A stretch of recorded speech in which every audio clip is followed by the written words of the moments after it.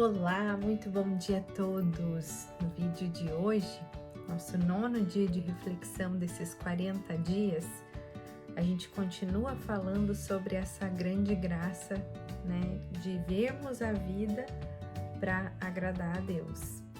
E a reflexão do dia de hoje, eu acho que eu queria provocar fazendo uma pergunta. O que você acha que faz Deus sorrir? Ou se ele pudesse estar te olhando agora, né, com os seus olhos, claro, porque, né, infelizmente a gente não tem condições de sentir na pele dele como é essa observação, mas para que gere consciência em nós sobre a forma como ele pode estar nos vendo. Você acha que as tuas atitudes, os teus sentimentos, os teus pensamentos estariam fazendo Deus sorrir nesse momento? Eu acho que esse já é um exercício muito importante para a gente fazer também nesse ritmo de diagnóstico, né? Nós estamos aqui há 9 dias de reflexão, né?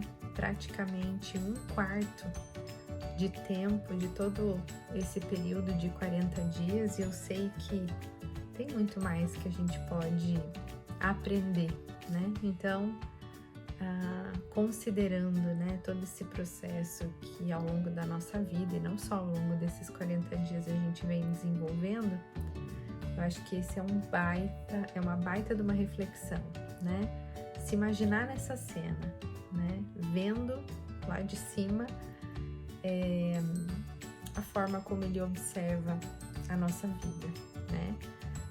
Muitas pessoas pensam que agrada a Deus se a gente passar o nosso dia orando, rezando o terço, indo à igreja, fazendo a leitura da Bíblia, mas não, Deus nos observa em qualquer atividade, né? Em cada atividade, na nossa intimidade. E aí, considerando que a gente nasceu para agradar a Deus, é muito importante a gente olhar para os nossos próprios comportamentos, sentimentos, pensamentos, não é verdade? E é óbvio que a gente tem muito para evoluir. Eu gostei porque nesse capítulo o autor conta sobre a história de Noé. Na época de Noé, também muitos tinham muitos prazeres, mas ninguém estava preocupado com agradar a Deus. E na passagem bíblica fala-se de um momento de revolta, inclusive de Deus, onde ele diz: eu não devia ter criado esses homens, né? Eu não devia ter... Ele fica indignado mesmo com a criação humana e triste com as ações daquelas pessoas. Mas somente Noé, as atitudes dele faziam Jesus sorrir. E ele começou a dar ordens, né, para Noé. Noé foi um cara que não questionou os planos que Deus tinha para ele. Parecia um plano completamente impossível, mas Noé acreditou. E ele passou 120 anos construindo uma arca. Na Bíblia diz que ele seguiu completamente todos os detalhes, né, criteriosamente, tudo que Deus pediu. E após o dilúvio, somente a família de Noé e os animais, né, que sobreviveram ao dilúvio. Ele acreditou somente que Noé poderia ser a salvação, né, da criação. E quando ele fala de obediência, né, e para mim tem sido um super desafio debruçar sobre obediência, até porque no próprio livro diz assim: às vezes a gente demora para obedecer, também é desobediência. Às vezes a gente fala assim: tá bom, eu vou obedecer, mas eu vou fazer parcialmente, vou dar uma modificada aqui, isso eu acho muito absurdo, então eu não vou fazer, e isso também é desobediência, né? Não existem vírgulas na obediência. E aí, claro, né, que nesse mix de evolução espiritual e questões, né, eu acho que a gente racionalizando tudo, a gente que a gente identifica, né, que é Deus pedindo algo pra gente? E por isso que estamos aqui desenvolvendo a nossa intimidade com Deus, porque é só através dela, é só estando muito disponíveis para aprender, estando muito disponíveis para saber, né, para receber ordens de Deus, é que a gente vai saber realmente o que a gente tem que obedecer, o que realmente temos que fazer. E uma grande dica que é dada, né, para que a gente siga, persevere nesse caminho de agradar a Deus, é utilizando os nossos dons e as nossas habilidades. Quantas vezes, né, e culturalmente falando, a gente pensa assim, eu não vou fazer isso porque eu vou parecer muito exibido, né? Eu não quero ficar me mostrando diante das outras pessoas. Mas Deus contrapõe isso, né? O próprio Jesus Cristo, o sinal dele lá na cruz foi: eu vou expor o meu amor para todo mundo que tiver olhos para ver, para todo mundo que tiver fé para ler essas histórias e acreditar. Ele foi pura exposição. Então, nós não podemos abafar, né? A gente não pode ofuscar o brilho que Deus nos deu. E aí, no próprio livro, ele conta uma passagem, agora eu não tenho aqui o nome do corredor, mas era um corredor olímpico, e ele diz assim: Deus me fez veloz, e eu vou correr para que todo mundo veja, né, o dom que Deus me deu. E na Bíblia, eu gostei muito dessa passagem, porque falava assim, Deus sabe tudo que faz. Às vezes a gente se questiona, né, de, acho que eu não sou tão bom nisso, né? Isso acho que não é um dom ou uma habilidade. Quantas vezes a gente se enxerga incapaz, né? Ou pouco relevante. Isso é questionar Deus. É dizer que ele fez pouco ou fez mal. Então, isso demonstra que, acima de tudo, a gente precisa se apropriar das nossas habilidades, né? Expor isso é assumir aquilo que Deus te deu. E se Deus te deu, isso é perfeito. Deus não se vangloria somente do nosso produto final, até porque Ele sabe que nós estamos em construção e em transformação. Sabe uma mãe, quando ela observa até o filho dormindo e respirando e fazendo caras e bocas de sono, é tudo de mais lindo na vida? Essa é a forma como a gente pode imaginar Deus olhando para nós, para cada fase, e inclusive para essa nossa abertura, de estar mais próximo, de entender as ordens dele, né? De se aproximar, de criar um relacionamento. Porque agradar a Deus é complexo, né? É simples, mas é complexo porque não é você fazer qualquer coisa, não é você se direcionar para o que você bem entende e que te satisfaz.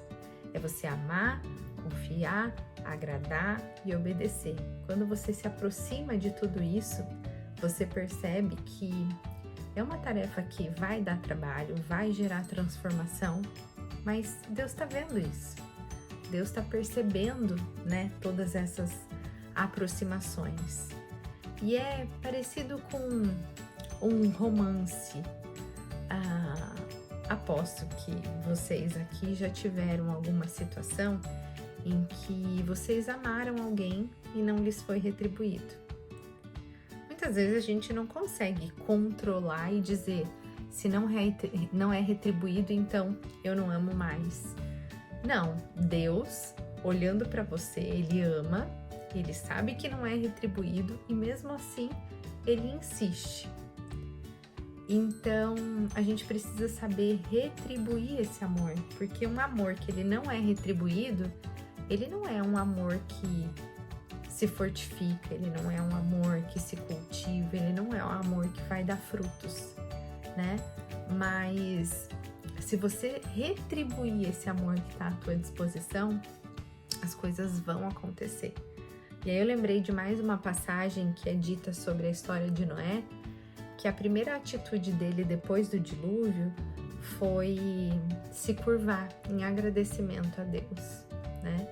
É aí que surgem todas as histórias de sacrifícios, né? De animais e de rituais, né? De adoração, que hoje em dia, né? Inclusive pela própria, justamente por Jesus ter dado a sua vida em nome do nosso amor, é que a gente não precisa mais fazer nenhum tipo de sacrifício dessa forma, né? É assim, agradando a Deus e fazendo com que Ele use da nossa vida através dos nossos dons, que os nossos sacrifícios são entregues a Deus. Então, vocês conseguem conectar como uma coisa está encaixadinha na outra e que se a gente souber identificar quem nós somos diante dos olhos de Deus e seguir, né, esse que é quase um passo a passo, quase um manual, não tem como a coisa dar errado, né? E a fé é justamente isso, né? O evangelho do dia de hoje falava sobre os sinais de Jonas, né? E que o povo estava pedindo: dê também para nós, Senhor, um sinal como deu a Jonas. E Deus disse: o sinal já foi enviado, e foi enviado para Jonas. Muitas vezes a gente quer pedir para que Deus demonstre as coisas para nós por A mais B, mas a fé é você não depender de um milagre para continuar caminhando, é você confiar justamente nos dias em que você não consegue identificar qual é o primeiro passo que você tem que dar. Mas se com fé você der o primeiro passo, Deus vai te dar o segundo e o terceiro e o quarto, mas você precisa confiar que você está fazendo as escolhas certas, que você está se valorizando e colocando, né, em ação as suas próprias habilidades e a sua vontade de aprender, né? Se Deus conseguir enxergar essa verdade do seu coração, Ele também vai se aproximar e vai te conduzir. Basta a gente conseguir colocar Ele em primeiro lugar, obedecer e honrar esse compromisso que a gente estabelece numa relação íntima com Deus.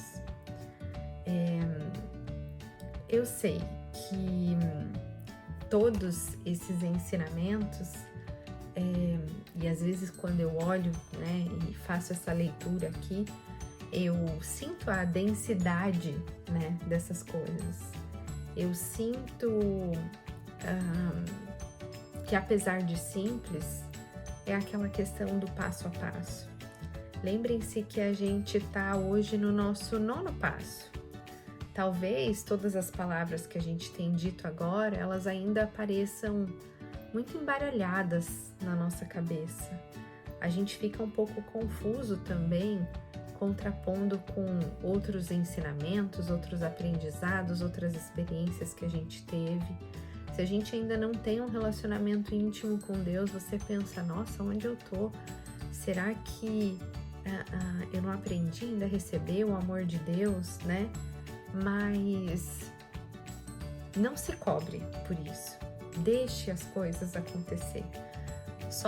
Vamos manter, né? Eu acho que isso é a dica, digamos, que eu daria, até porque é a forma como eu lido quando eu me questiono de algumas coisas. Eu penso que sei muito pouco, que tenho muito para estudar, e eu sempre procuro olhar para a grandiosidade que existe na gente dar justamente o primeiro passo, da gente se abrir para esse relacionamento, da gente se abrir para esses novos aprendizados, e tenho certeza que Deus está conosco nesse caminho.